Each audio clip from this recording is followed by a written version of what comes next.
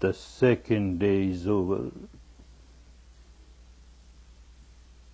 You have now 8 more left to work. To work diligently, ardently. Second day, slightly better than the first day. Slightly better. The difficulties are still there. What a wandering mind, a fleeting mind, a flickering mind, so unstable, so infirm, so agitated, no peace, no tranquility, so wild, like a wild animal, a monkey mind, grasping one branch after the other, one branch after the other, one object after the other, one object after the other, highly agitated, certainly very wild, like a wild bull, a wild elephant. When it comes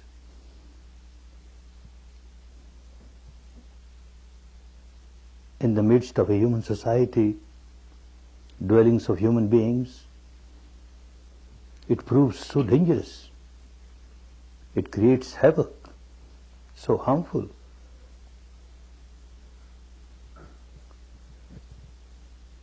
But an experienced person, a wise person,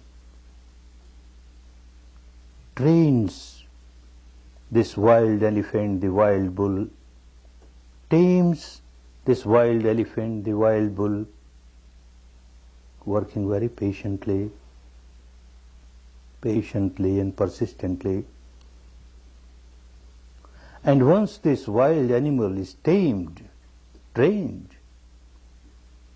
all its enormous strength come to serve the human society. It starts serving the human society. Its strength was a great danger to the human society, and now this very strength turns into a great service to the human society. Similarly, this wild mind, so long as it remains untrained, untamed, very dangerous, very harmful. And if we somehow train it, tame it, its enormous strength starts helping us. And the strength of the mind, no comparison with the strength of a wild elephant. Many more times it is stronger, more powerful. No one can harm us more than our own wild mind. And no one can help us more than our own trained mind, tamed mind, disciplined mind. But as it requires a lot of patience to train a wild elephant, one who is experienced in training the wild elephant or wild bull does not get irritated, does not develop anger or hatred towards this wild animal. Very patiently. One works very patiently but persistently. Similarly, you have to deal with your wild mind very patiently. You want to get it trained in 1 day or 2 days? Oh no. No. And you become irritated because it is not getting trained. Look, I have given 2 days of my life and yet it's not getting trained. You become agitated, irritated, it becomes more wild. It becomes more dangerous. Patience. You have to work very patiently. Patiently, but persistently, continuously. Ultimately, you will win. The mind is bound to get disciplined. But you have to work. No one else can work for you. You have to fight out your own battle. You have to work out your own salvation, your own liberation. None else can do that for you. Someone who has been successful in controlling the mind, someone who has become successful in purifying the mind, someone who has become liberated, enlightened, with all the compassion and love, this person will show the path. But you have to walk on the path. You have to take every step on the path yourself.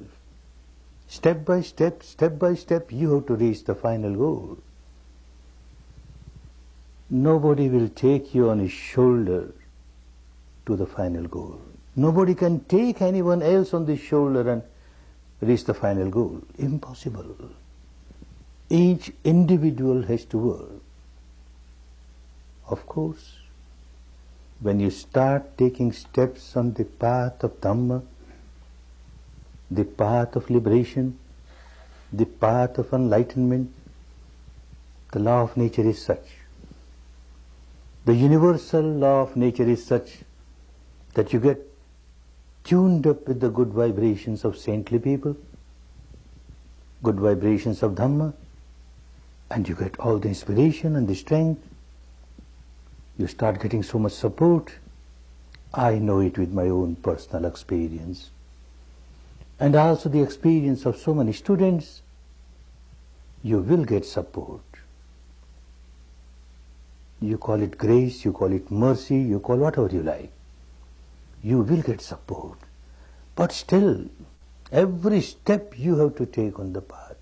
You have to take every step on the path. An incident in the life of Gautama the Buddha. At that time he was dwelling in a big meditation center in the city of Shravasti, capital of the state of Kosala. Large number of monks and nuns will come and learn VIPASSANA from him. Large number of householders, men, women will come and learn this technique from him, get benefited. Someone who used to come only in these evening discourses, but never practiced, he came one day little earlier, when Buddha was alone, came to him, paid respect, and said, "Sir, one question keeps on bothering me, and I hesitate to ask you when there are so many people around. Now that you are alone, permit me to ask the question." "Oh, go ahead. There should not be any confusion in your mind so far as Dhamma is concerned. Go ahead." And he said, "Sir, I am coming here for a number of years. I understand what you teach. It is good. But I examine the people who come here to learn. I have noticed that some of them have really become fully liberated, fully enlightened. It is quite clear with their behavior, with their lifestyle, with their dealings with these people, situations. It's very clear they are liberated people. And quite a few are not fully liberated, and yet a big change has come in their life. I notice it. A big change for the better has come. But then, sir, there are people like me who change. We are as we were. My question is, sir, you are so powerful, you are so compassionate. Somebody coming to you, taking refuge in you. Why don't you use all your power and your compassion to liberate us? Why somebody remains unliberated or half liberated? Please, sir, this question bothers me. Buddha smiled. This is what he kept on teaching, but people do not want to understand. What can he do? So he explained. And his way of explanation was always different according to the caliber of the mind of the student who has come. At times he will answer by counter-questioning. So in this case also, he started counter-questioning. Hey, from where are you? Sir, I am from Shravasti, this city, the capital of Koshala. Oh, no, no. Your facial features say that you are not from this country. You are from some other state, and you have come and settled down here. Oh, yes, sir, you are quite correct. Actually, I belong to Magadha, Rajgiri. I come and settled down here last few years. Good. Having come and settled down here, have you severed all relations with Rajgiri, with Magadha? You don't go there anymore? Oh no, sir, I keep going there. I still have my relatives there, I have my friends there, I have my business there. I keep going there. Every year I go many times to Rajgiri and come back. I say, you keep going from here to Rajgiri. So certainly you must be knowing very well the path from here to Rajgiri, because you have walked over the path so many times. Yes, sir, I know the path so well. Now tell me, having settled down in this part of the country, you must have made many friends. And out of these many friends, some have become very intimate to you, isn't it? Yes, sir, some have become very intimate. Those who are very intimate, they certainly should be knowing that you don't belong to this part, you are actually from Magad, from Rajgiri, and you have come and settled down here. And they also must be knowing that you keep going to Rajgiri and coming back every year so many times. Yes, sir. Then these people know that you know the path from here to Rajgiri very well. Yes, sir. Some of them must be asking you, how about this path? What kind of path? Do you keep it a top secret or you explain? What top secret, sir? I explain them very clearly. You start from here, from Shravasti, start moving eastwards, and you move this way, that way, you turn this way, that way, and you will reach Varanasi. And then you keep moving this way, that way, turn here, there, you will reach Gaya. And then you keep moving this, and you will reach Rajgiri. I explain the whole path very clearly, very clearly. That means everyone to whom you have explained the path must have reached Rajgiri. How is that possible, sir? If someone has not walked on the path, how will he reach Rajgiri? Young man, this is what I keep on telling every day. People come to me, understanding very well that this is a person who is fully liberated. He has reached the final goal. He knows the path from here to the final goal. They come to me. They ask me what is the path. Why I keep it as a top secret? I explain them very clearly. This is how you walk, this is how you walk, and you will get this station, and you keep walking, and you will reach the final goal. Someone just listens and says, sadhu, sadhu, sadhu, and bows down 3 times, but won't take a single step on the path. How will this person reach the goal? What can I do? I have shown the path. My job is done. Somebody has started taking steps on the path. Someone has taken just 1 step on the path. This person is 1 step nearer the goal. Someone has taken 100 steps on the path. This person is 100 steps nearer the goal. Someone has taken all these steps on the path, has reached the goal. Each individual has to take steps on the path. No one else can do that. No one else.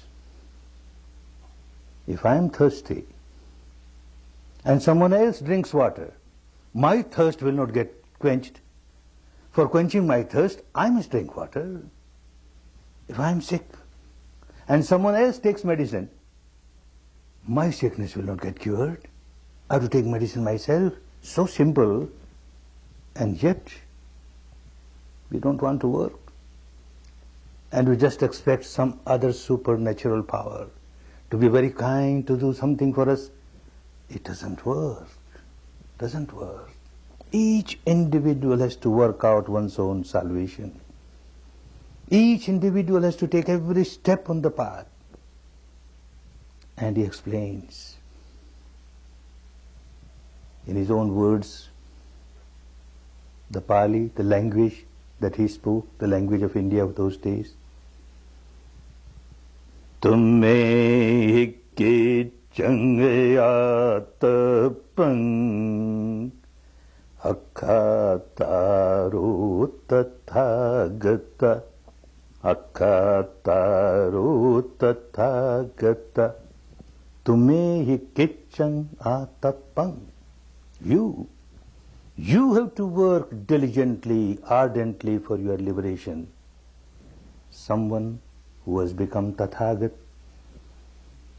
that means one has become liberated. The literal meaning Tathagat, one was reached the final goal of ultimate truth, the eternal truth. One was reached that goal, will very compassionately point out to you the path. This is the path. Akkha taro. He will just point out, this is the path. Akkha taro tathagata. Everyone who has reached that goal will only point out the path. But each individual has to walk on the path. Each individual has to work out one's own salvation. If this is accepted, and earlier one accepts it, the better. One accepts that I have to walk on the path, every step I have to take to reach the final goal. Then the question comes, what is the path? And how to walk over it? And he explained. He kept on explaining. This is what he did the whole life. Kept on explaining the path, the Dhamma. Dhamma means law. Dhamma means truth. Dhamma means nature. The law of nature, universal law of nature, which governs the entire universe, animate, inanimate, is never sectarian, universal. One has to understand what is this law, what is this nature. One has to understand that if I break the law, I get punished, then and there. If I live a life in line with the law, in accordance to the law, I start getting rewarded. I start moving towards the final goal of liberation. And this is the path. Someone came to him and asked him, sir, in few words, few simple words, tell me what is the path. I can't understand high philosophies and all that. And Buddha smiled. Dhamma is not for high philosophies. It is for people to practice. So they must understand what it is. If they don't understand and simply play intellectual game with it, it doesn't help. Dhamma is always explained in very simple words. All right, I will again explain you. And he explained in few words, again in his own words, in the language that he spoke in those days. Sabba papa saya karanam kusala sayupasampada sacheta pariyudapanam etang buddhana sasanam. Etang Buddhana Sasanam. Sasanam is the teaching. Buddhana, all the Buddhas, This is the teaching of all the Buddhas. He never said, this is my teaching. Buddha is not a name of somebody. Buddha means an enlightened person, a liberated person. His name was Gautama. And to become Buddha is not monopoly of only one person, not just only Gautama can become Buddha. Anyone can become Buddha. Of course, it is not that easy. You come for 10 days and become Buddha. No. No. Very hard work. Very hard work. Yet, doing hard work, there is every possibility of everyone becoming a fully enlightened person, becoming Buddha. And when someone becomes a Buddha, he will teach this and nothing else. This will be the teaching of every enlightened person. What is it? Sab papas akaranang. Akaranang, abstain. Sab, all. Papas, all sinful activities. Abstain from all sinful activities, unwholesome activities. And kusalasya upasampada. Perform wholesome actions, pious actions. Enter the field of piety, upasampada. Get ordained in piety, upasampada. And say chitte pariyudapanam. Keep on purifying your mind. Keep on purifying your mind. That's all. Abstain from unwholesome sinful actions. Perform wholesome pious actions. And keep on purifying your mind.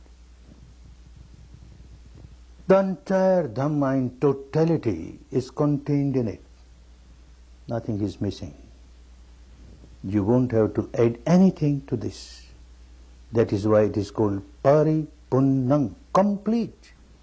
It is complete. And you won't have to take out anything from it. There is not even a dot which is wrong, which has to be taken out. That is why called Parisuddham. So pure, ultra pure. Nothing to take out from it, nothing to add to it.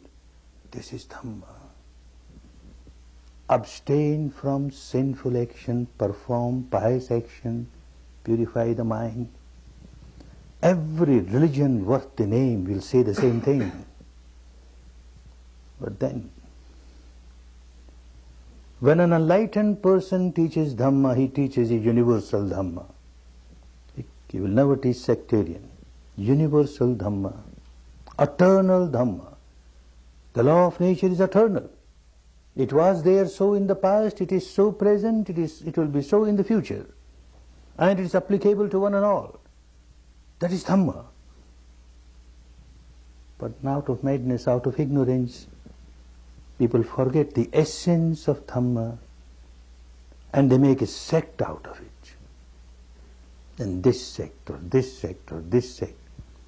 Then these very words will start carrying different meanings. Everyone will recite the same thing. Abstain from sinful action. No religion will say you keep on performing sinful actions. Everyone will say the same thing. Perform wholesome action, pious action. Every religion, every tradition will say that. Purify your mind. Every religion, every tradition, everyone will say that. But yet, a big difference. A big difference in the explanations. What is sin? And what is piety?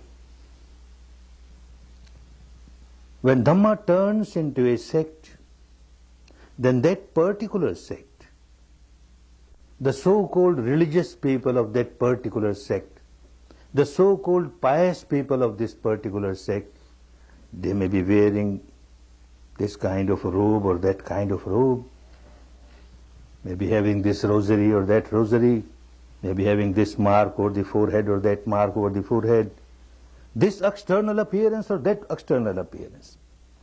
Now people belonging to this particular sect will say those who have this kind of external appearance are pious people, others are not. Definition is given, a wrong definition is given. Another definition. Every sect, people belonging to that particular sect will perform this kind of rite or that kind of ritual, this religious ceremony or that religious ceremony. Every sect will have different rites, different rituals, different ceremonies. And those belonging to a particular sect will say, those who are performing these rites, these rituals, these ceremonies, oh, they are pious people. And those who do not, they are not pious, they are sinful. Another mad definition is given for sin and piety. One more definition is given, which is still more confusing. Every sect has some belief, some dogma, some philosophy. We believe in this philosophy, this dogma. Those who believe in this dogma, in this philosophy, are very pious people. Those who do not believe, they are not pious people. Such kind of definitions of sin and piety harm Dhamma. Dhamma is no more Dhamma. In Dhamma, the definition is universal, not sectarian. External appearances will differ from sect to sect, from person to person. Rites, rituals, ceremonies will differ from person to person, from sect to sect. A philosophical belief may differ from person to person, from sect to sect. But the definition of Dhamma cannot differ. It is universal and it is eternal.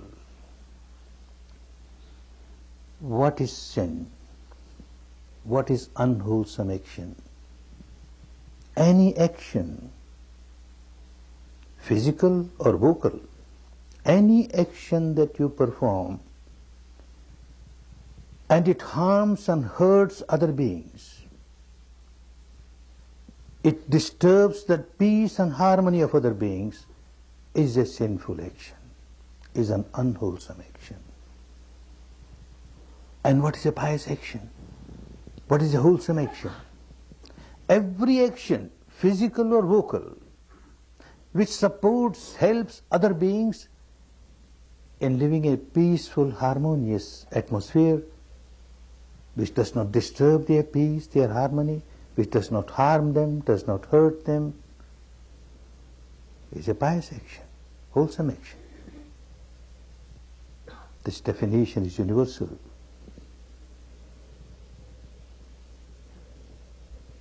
As one keeps going deeper in Dhamma, at the experiential level, it becomes so clear that this is in line with the law of nature, in line with the law of nature. The first, abstain from all sinful action, is called Sila, living the life of morality. Don't perform any action, physical or vocal, which will harm other beings. Live a moral life. Perform wholesome actions. And the most wholesome action is to be master of your mind. Never remain slave of your mind. Learn how to concentrate your mind, one-pointedness, with the base of wholesomeness, without having anything against anybody, anger or hatred or ill will. This is the most wholesome action. This becomes very clear as one starts taking steps on the path. The teaching is so universal, so universal. The first is called Sila, the second is called Samadhi, and the third, purification of the mind, is called Panya, that means wisdom, insight, direct experience of the truth insight, and developing the wisdom of the law, the universal law, and changing the habit pattern of the mind at the deepest level. Now the first Shila, morality. Initially one starts understanding it merely at the intellectual level. Yes, I should not perform any action at the physical level or vocal level which will harm other beings. For example, if someone comes and hits me, kills me, I certainly don't like it. I don't like it. So if I hit others or kill others, this person will not like. So I should not do anything which I don't want others to do for me. I should not kill. This will hurt others, harm others. If someone steals away, robs away certain thing which belongs to me and which is very dear to me, I don't like it. I feel hurt. Therefore, I should not steal anything belonging to somebody else. This will hurt this person. I should not do it. Someone rapes or has sexual misconduct with a member of my family. I don't like it. I get hurt. Similarly, I should not do the same thing. Others will get hurt. Someone speaks lies and tries to deceive me. I don't like it. I should not speak lie and try to deceive others. Someone speaks harsh words, but I don't like. I should not speak harsh words to others. They won't like it.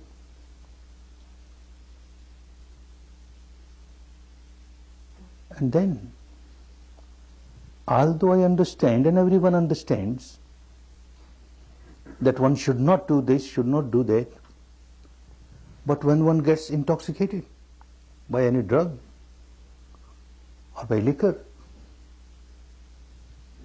one is helpless. One is slave of that particular intoxication and will perform all those actions which one does not want to perform, and yet one performs.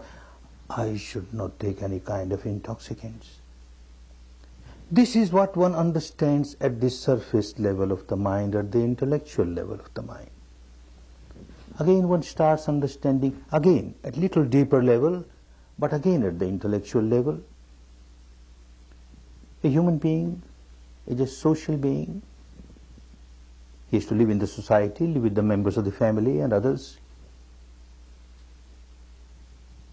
If he keeps on performing such actions which disturb the entire atmosphere around, creates disharmony everywhere, disturbs the peace everywhere, how can this person enjoy peace and harmony?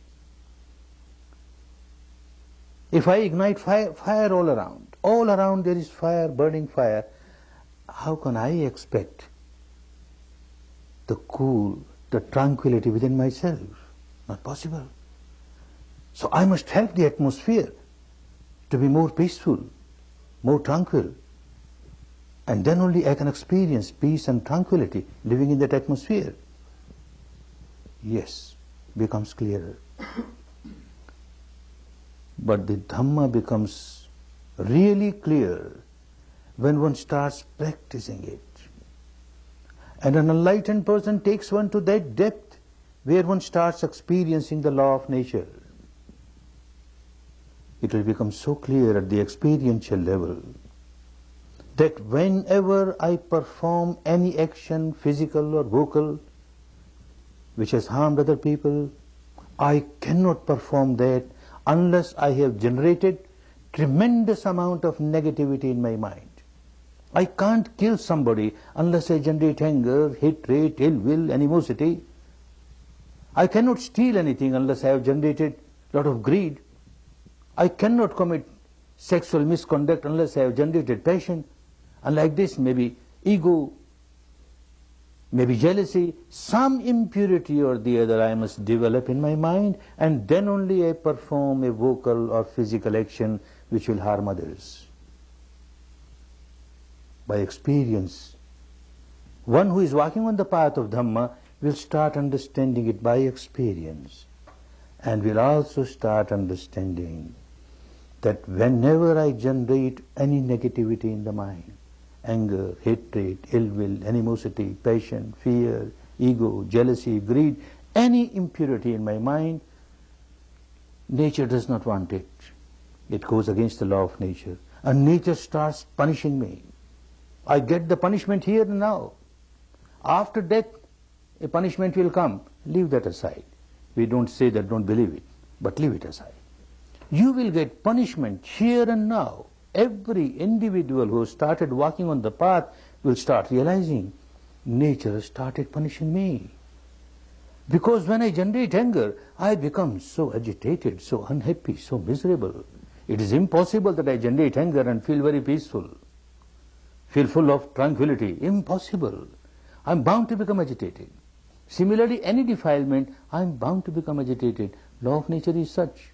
Nature has started punishing me.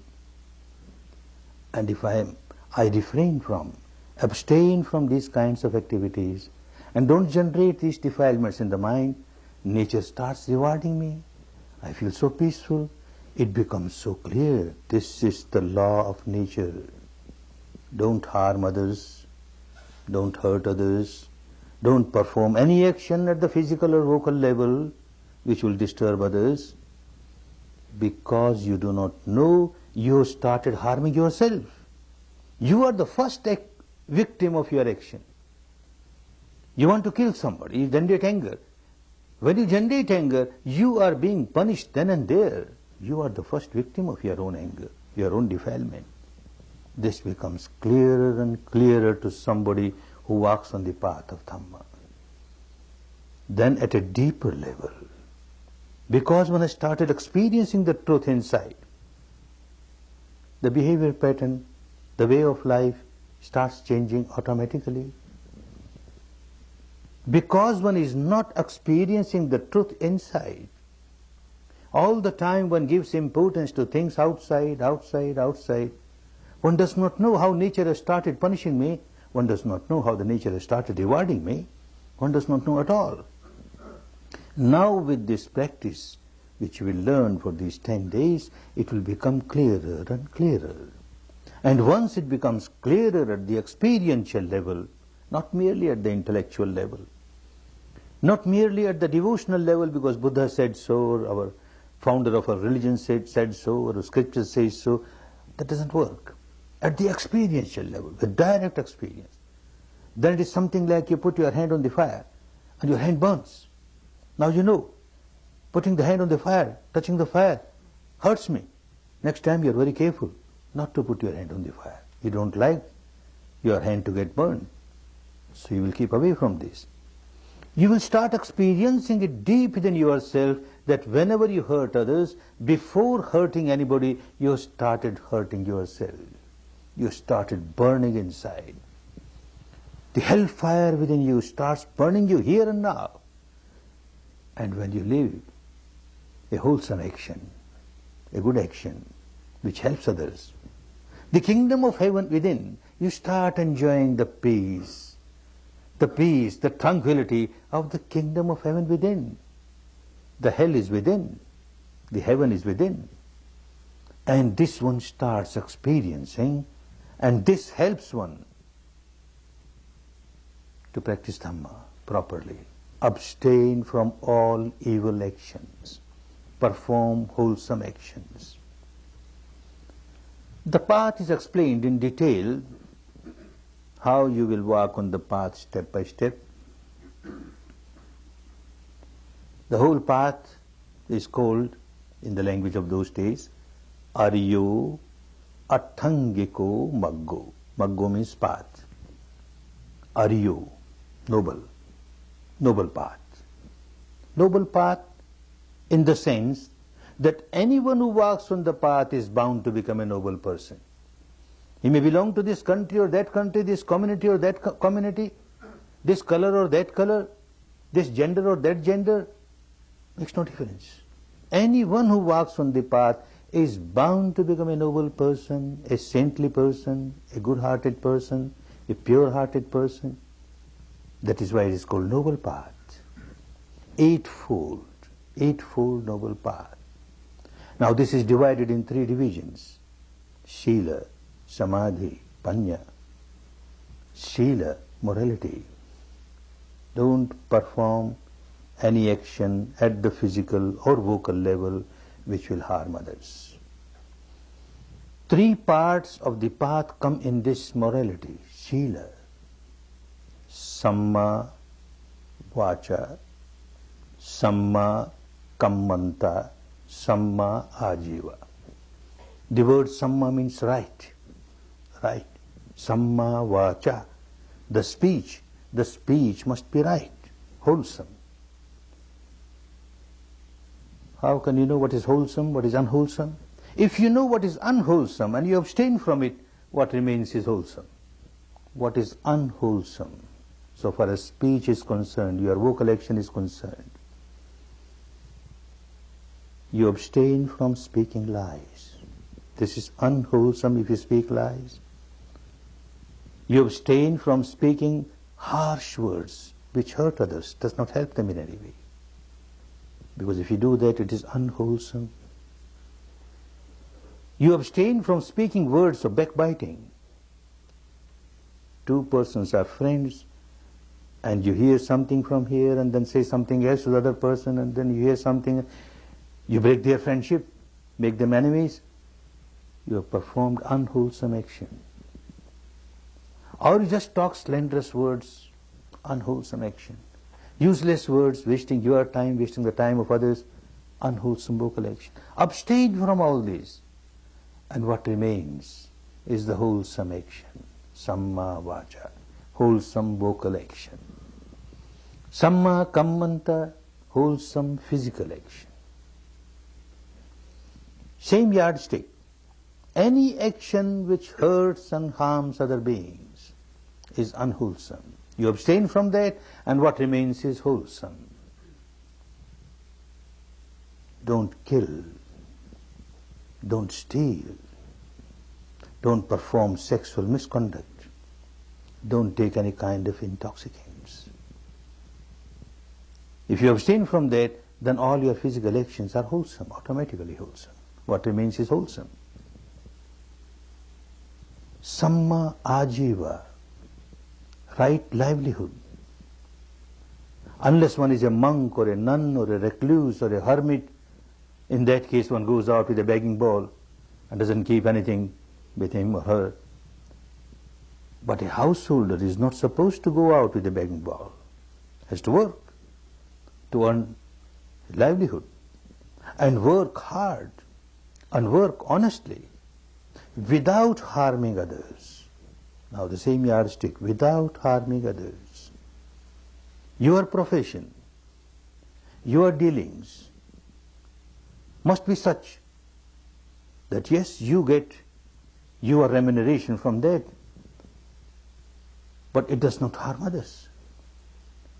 If you get lot of profits in your business and that business is harming others, it is not Samma Ajiva, not Samma Ajiva. If your means of livelihood is such which encourages other people to break Shila and live an immoral life and disturb the peace and harmony of others, it is not a Samma Ajiva, not a right livelihood.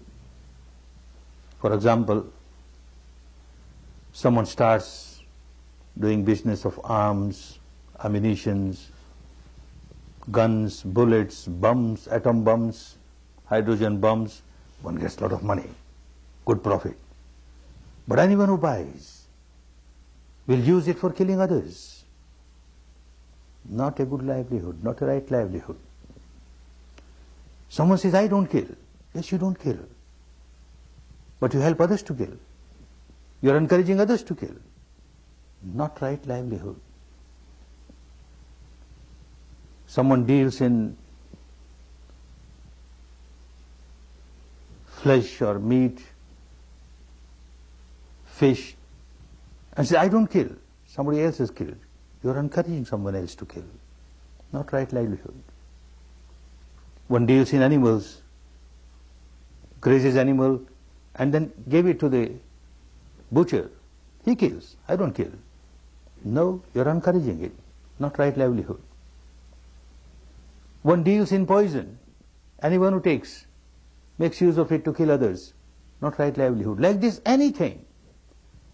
The commodity in which you are dealing, if it encourages others to break their Shila, then your livelihood is not livelihood. Even certain livelihoods which look quite wholesome, but the motivation is wrong. If the motivation is wrong, it becomes unwholesome. One incident in my life years back, when I was not in contact with pure Dhamma, I never knew how to observe things inside.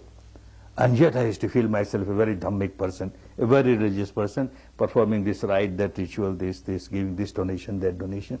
I never knew pure Dhamma. It so happened, a member of the family became very ill, and it so happened that the family doctor was out of the station. I had to call some other doctor. Another doctor was very famous doctor, but very busy doctor. Whether he will agree to give a visit at home or not, let me go personally and persuade him. I went to him. Usually there's a big crowd of patients. Now I find nobody. He was just alone. Of course, I was happy that if he's alone, he will come. But out of curiosity, I asked him, "How's it, doctor? Every day there is a long queue of patients in your dispensary. Today nobody is there."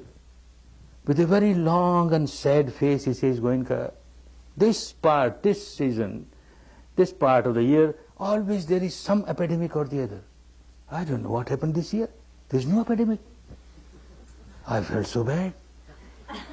What a noble profession, a doctor's profession, a physician's profession, to serve others, to come out of illness. And look his motivation. He wants more and more epidemic to start. Not that all doctors are like that. We shouldn't condemn every doctor. But that was the case. And I felt very bad. But at that time I never knew how to observe the reality inside.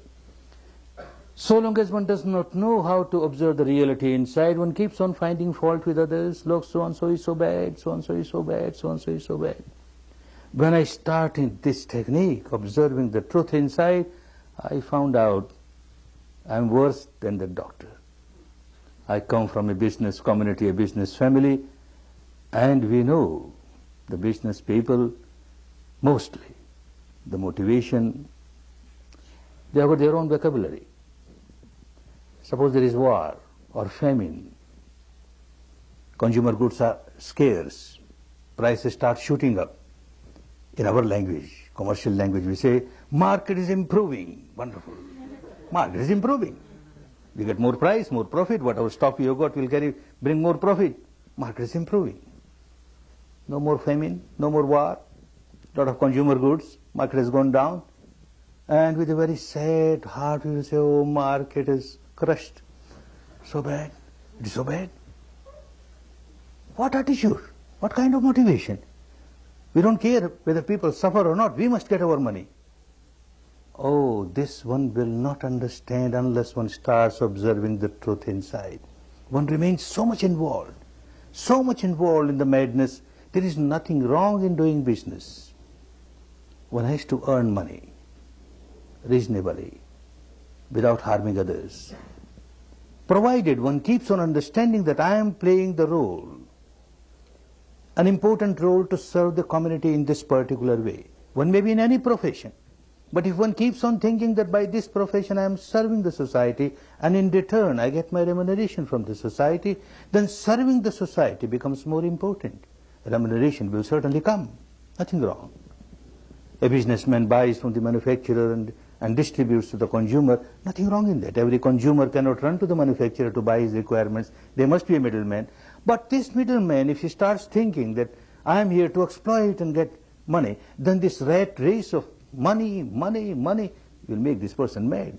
Far away from Dhamma, far away from Dhamma. Samma Ajiva wants you to have a good volition, good motivation to earn money without harming others. Serving people, a member of the society parts his or her own role to serve the society in the capacity that one can.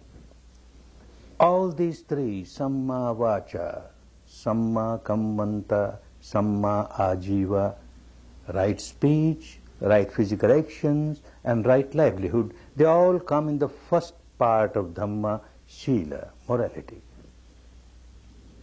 If the teacher of Dhamma had only taught this, then he was not an enlightened person. Enlightened person will teach the totality of Dhamma. This is only partial Dhamma. Just to teach people and tell them, oh, you people of the world, you should not do this, you should not do this, you should not do this, should do this, you should do this, you should do this. People will hear from this ear and it will go out of the other ear. It won't have any effect. Because one knows very well that I should not do this, I should not do this, and yet one keeps on doing the same thing. A drunkard knows very well that it is not good for me. I must come out of this addiction. It is so bad. A gambler knows very well, I should not do this. And yet when the time comes, he forgets everything. He drinks, he gambles. Why? Because he has no control over the mind. He has no mastery over the mind. He is slave of his own mind. He is slave of his own behavior pattern deep inside. Dhamma is not complete just to give sermons like this. Just to talk of Srila doesn't help. So the next step, samadhi, mastery over the mind. You have to learn how to become master of your own mind. You have to learn how to concentrate your mind and concentrate your mind with the wholesome base. Kusala chittasya ekaggata, the concentration of mind with the base of purity. This is samadhi. Another three parts of Dhamma come under this division of samadhi. Samma vayamo, samma sati, samma samadhi, samma vayamo. Right type of efforts, right type of exercises. You have to take some exercises. When your body is weak, when your body is sick, unhealthy, so weak that you can't take even few steps, you keep on dangling here, dangling there. Somebody will ask you, advise you, take this exercise, make your muscles strong, make your body strong. Similarly, when the mind becomes weak, and all of you have noticed 2 days, working 2 days, what a sick mind you are carrying. What a weak mind you are carrying. Dangling here, dangling there. So infirm, so unstable. You have to do some exercises to make it stable, firm, strong, healthy, sound. Any exercise which makes your mind healthy is a good exercise. This is samma vayamo. There are 4 exercises.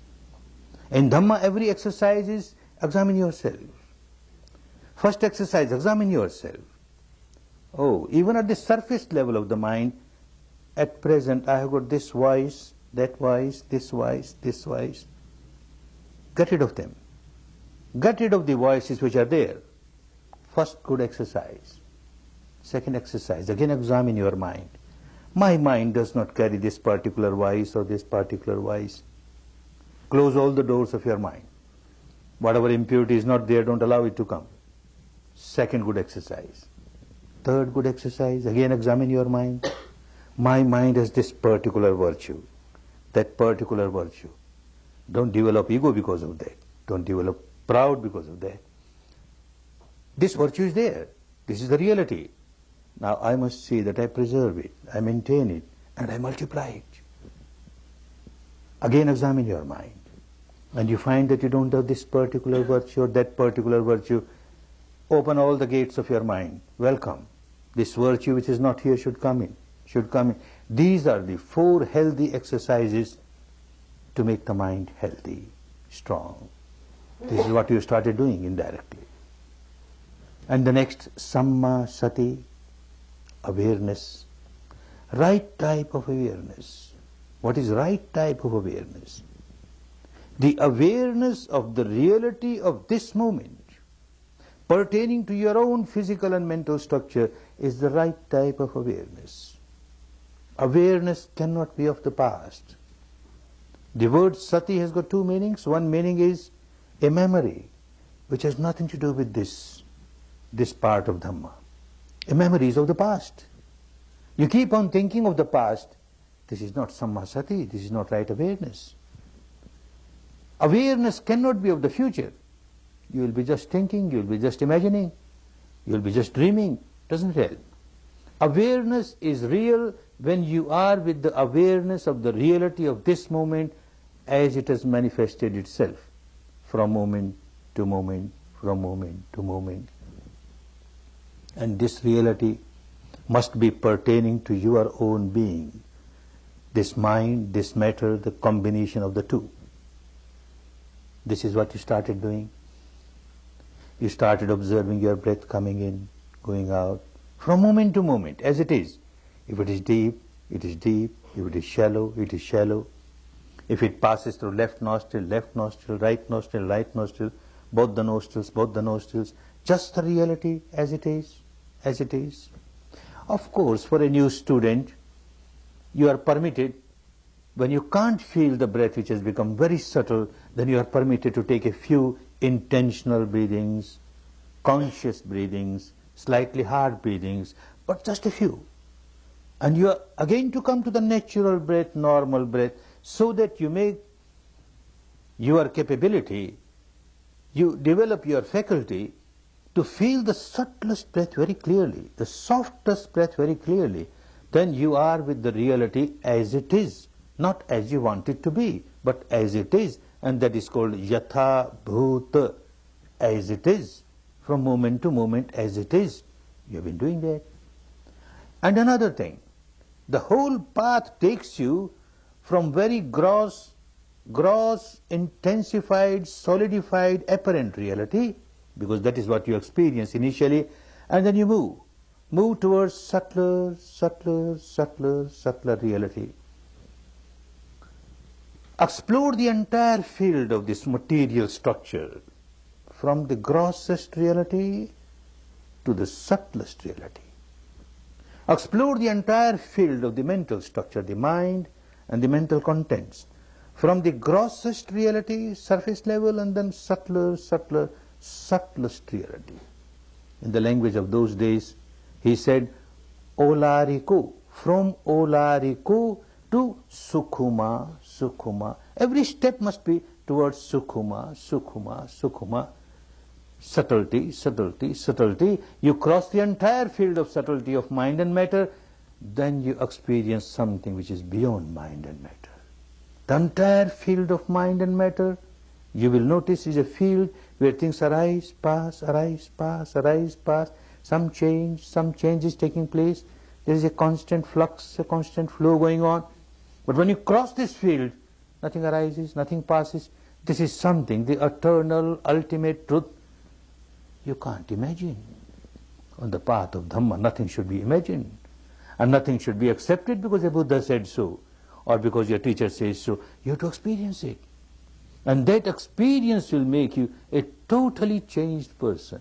Experience of that ultimate truth, even for a few seconds, turns one into a saintly person, naturally. And the entire path, as you are moving from the gross reality towards the subtler, is a process of purification, and you will understand as you proceed further on the path.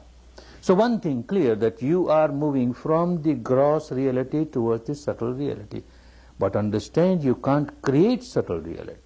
You have to leave it to the Dhamma. You have to leave it to the nature. And nature will keep on working. So for you, whatever manifests itself, you are just aware of it. Initially, you have to take few hard breaths, and you are aware of it. Then naturally the breath becomes subtler and subtler, softer and softer, finer and finer. You are aware of it. Now, today, whole day, you are aware of the touch of the breath within this limited area. You have chosen a small area. The Buddha wanted us to work with the small area, because smaller the area, the subtler the mind is bound to become.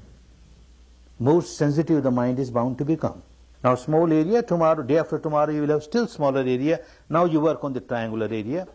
Within this triangular area, whole day you were working the touch of the breath, anywhere on the inner walls of the nostrils, touch of the breath, anywhere on the outer rings of the nostrils, touch of the breath, anywhere on the area below the nostrils, above the upper lip, touch of the breath.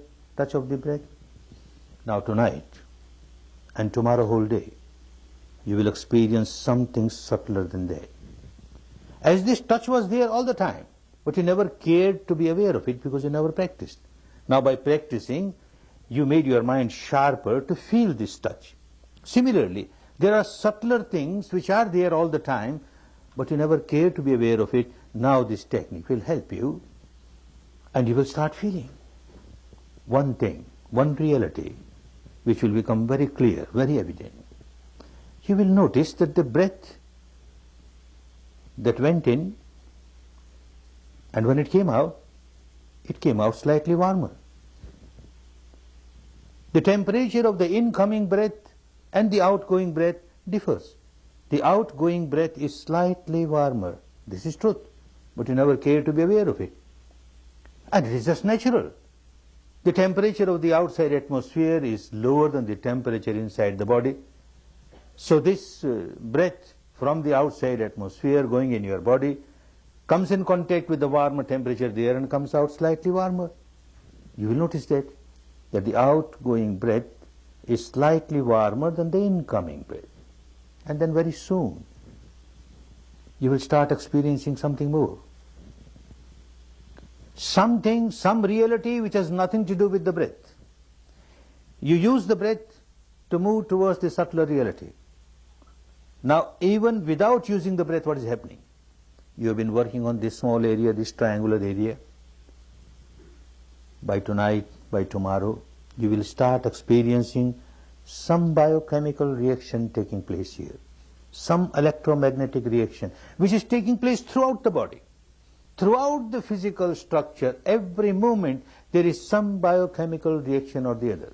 Some electromagnetic reaction or the other. And because of that, some sensation or the other. Throughout the body. Wherever there is life, there is bound to be a sensation. Now in this area, you will start feeling some sensation. Not necessarily this particular sensation or that particular sensation. Any sensation that crops up. Maybe heat. You start feeling heat in this area. Within this area only. Heat, it can be body heat, it can be atmospheric heat. Heat, you just observe. There is heat at this moment, there is heat, that's all. Maybe cold, maybe perspiration, just observe, do nothing. Maybe an itching sensation, again just observe, an itching sensation. Don't react to it. An itching sensation, and you start reacting, you started rubbing it or scratching it, then it is not sammasati. Sammasati is just observe. Do nothing. Observe the reality which has manifested itself. And itching has started. Let me see how long it lasts. It becomes stronger, stronger, stronger, but ultimately passes away. No itching is eternal. It is not going to stay forever. Let me see how long it lasts. Any sensation, not going to last forever. It arises, sooner or later passes away. It arises, sooner or later passes away. And you are just a silent witness of things that are happening. Maybe itching, maybe a ticklish sensation, at times maybe a prickling sensation, at times maybe a throbbing sensation, a pulsing sensation, maybe a sensation of lightness, maybe a sensation of heaviness, maybe pressure, maybe tension, maybe strain, maybe even pain, maybe a sensation of expansion, contraction,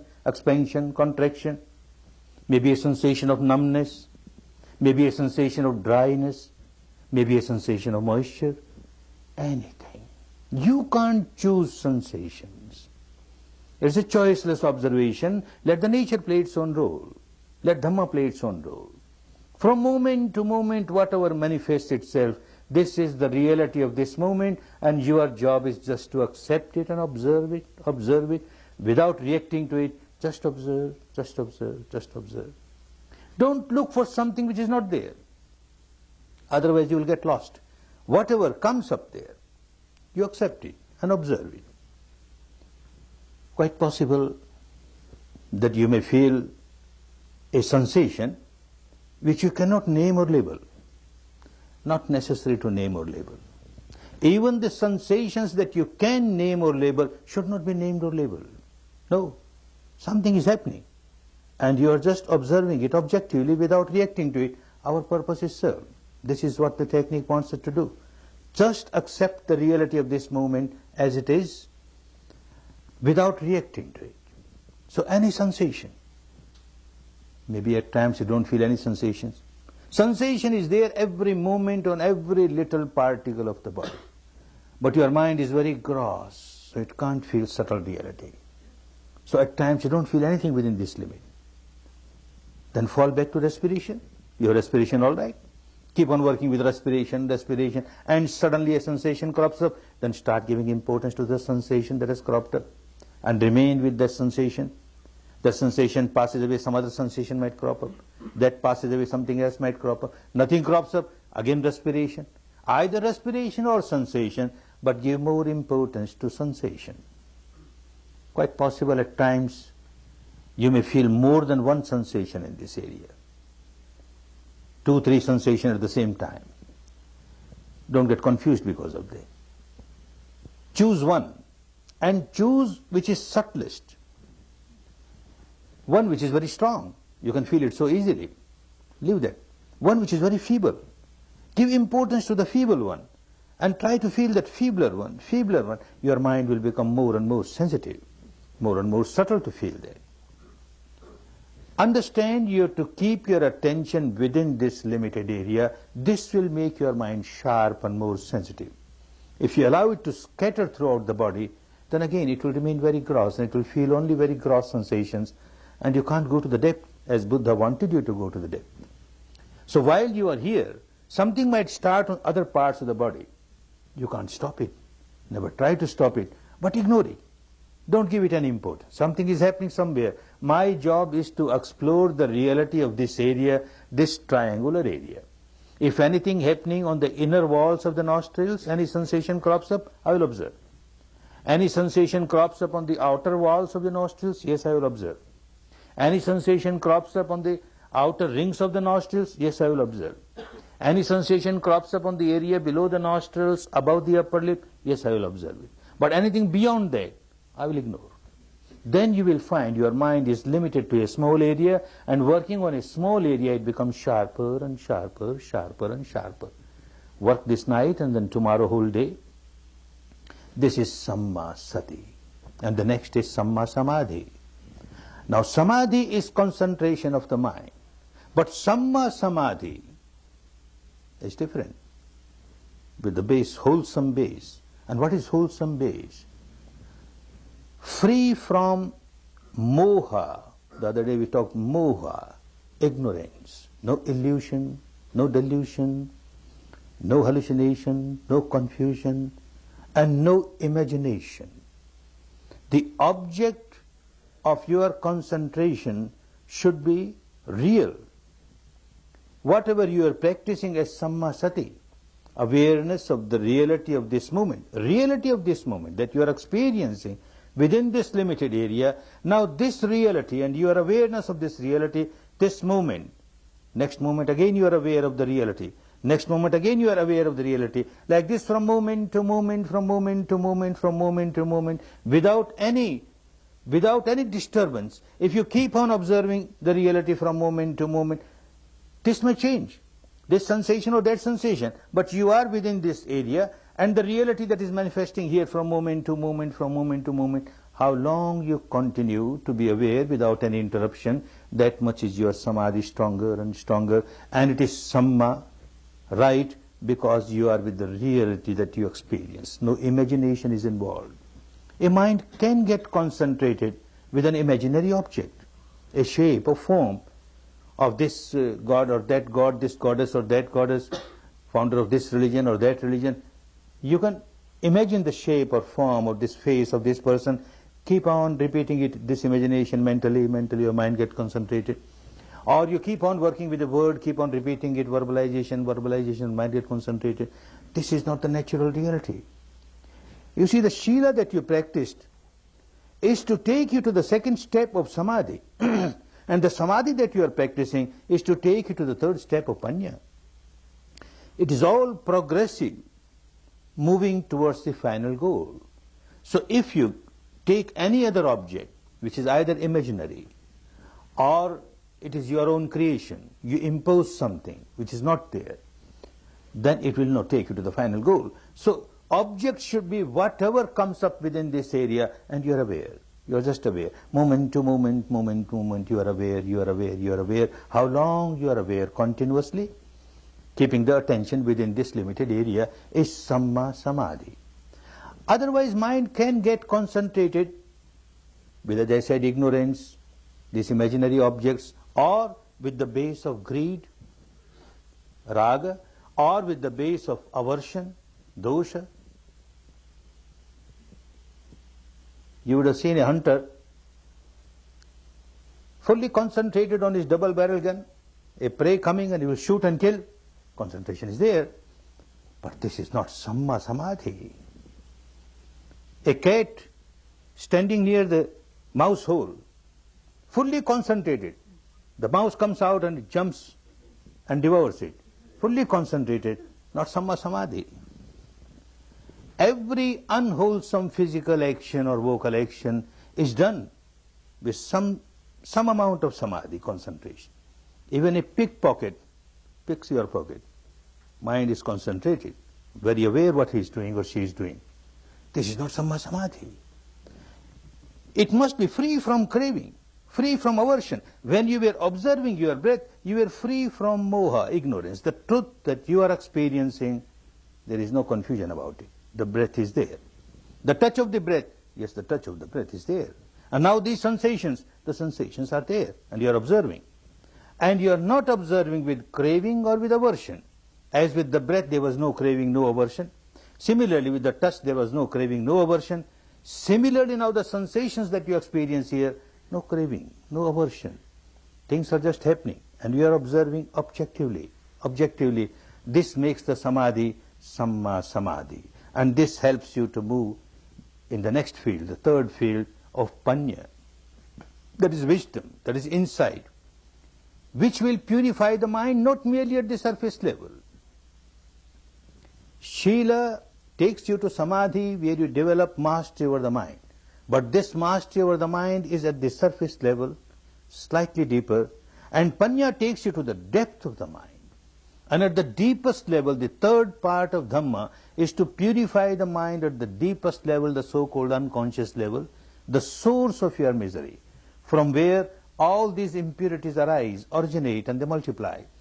The stock of your past impurities that you accumulated, all of them have to come up on the surface and pass. Come up on the surface and pass. That will be Panya. We won't discuss about it today, we'll discuss tomorrow. Because day after tomorrow you are entering the field of Panya. Theory and practice should go together. So tomorrow we discuss about Panya so that you practice day after tomorrow. Now you are in the field of Shila. You are observing all the precepts that you have taken very meticulously, very scrupulously. And you are practicing your Samadhi, awareness of the reality within this limited area from moment to moment, from moment to moment. Make use of the time. Make use of the opportunity with a good base of Shila, living in this environment. In a camp, a meditation camp like this, there is no reason, there is no reason that you should break any of the Shila. And you got all the tranquility, the calmness, the good atmosphere around you where you can work with your Samadhi. Make use of this. The time is very important. The opportunity that you have got is so good for you. The facility that you have got here. And the wonderful Dhamma, the wonderful technique, the known sectarian universal technique. So rational, so scientific. Make use of it. Make use of it for your own good, for your own benefit, for your own liberation. Liberation from all the bondages, the shackles, the chains of ignorance, of craving, of aversion, and to come out of all the misery and enjoy real peace, real harmony, real happiness. May all of you enjoy real peace, real harmony, real happiness, real happiness. Bhavat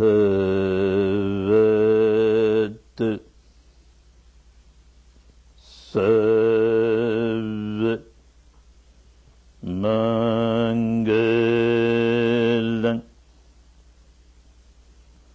Bhavat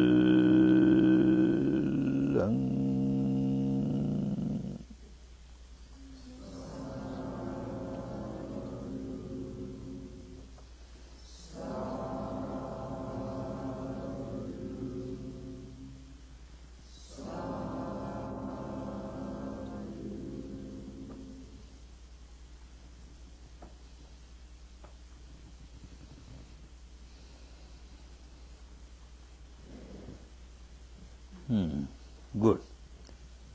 Take rest for about 5 minutes and then start working again. Take rest for about 5 minutes.